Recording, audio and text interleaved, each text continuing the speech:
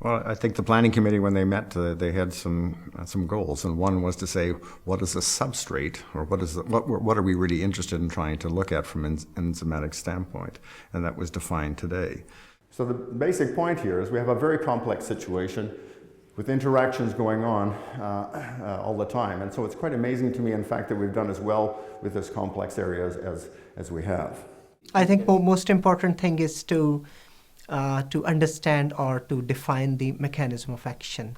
And a better understanding on this part would, of course, would increase the penetration or acceptance of the concept by the feed industry. I left this a long time ago, that we need to know much more about these materials that we are working with to really understand. You can add enzymes in two ways. One is trial and errors. You produce a lot of enzyme and see what's happened, and you end up, as my previous speaker showed you, sometimes it works, sometimes it doesn't work. The other way is, of course, to know exactly what type of enzyme you have and exactly what type of substrate, as much as you know.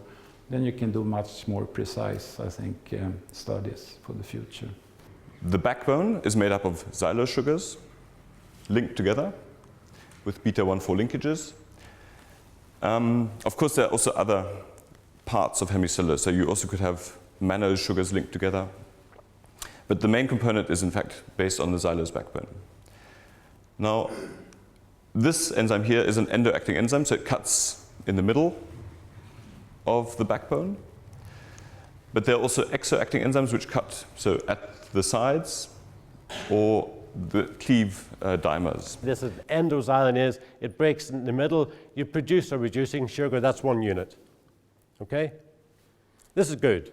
You break it in the middle. You produce oligosaccharides. That's good. You reduce viscosity. That's good. You break down the insoluble fiber, open up the cell wall. That's good. I've got 1 unit, and it's all good.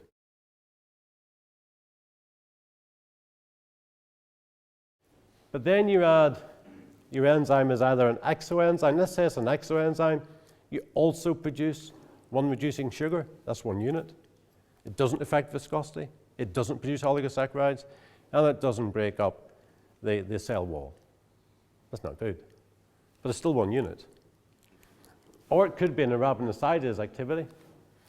It also produces reducing sugar. It doesn't affect viscosity. It doesn't affect cell walls. It doesn't produce oligosaccharides. That's not good. It's still 1 unit. So how do we know the difference between a good unit and a bad unit? And is this a good unit? Do you need arabinosidase activity to let your xylanase bind onto the arabinose or the xylane backbone?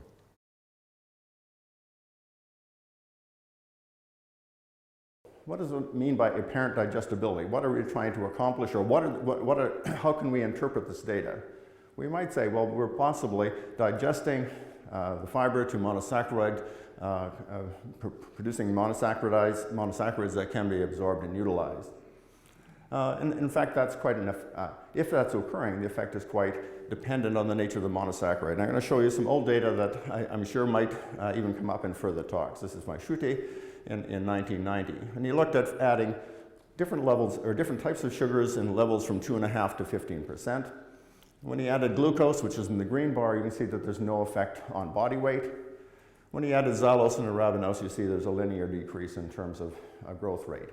Now, I recognize that these are very high levels, but even at 2.5%, which is certainly getting closer to a possibility in diets, we might be thinking that that would be enough of a negative influence. We wouldn't want that to happen.